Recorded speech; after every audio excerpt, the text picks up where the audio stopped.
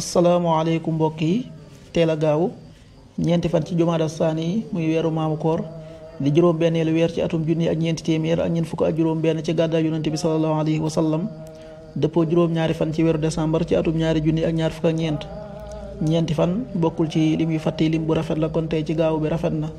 li ñu ci gën a taamu mooy ku ca watu li ñu ciy tere watandiku moom gaawu mooy ku ca sangu wala ku ca fóot ñaanuk bis bi yow yàlla maa ngi lay ñaan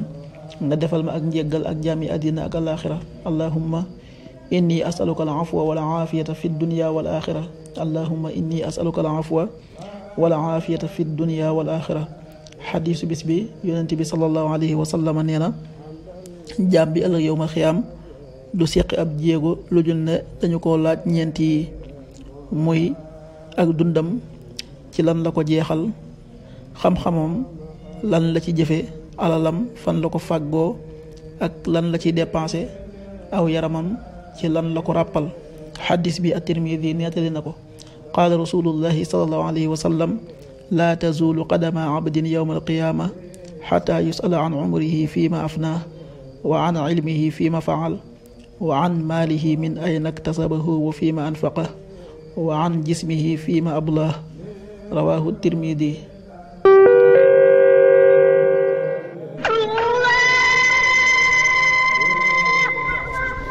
waxtu julli yi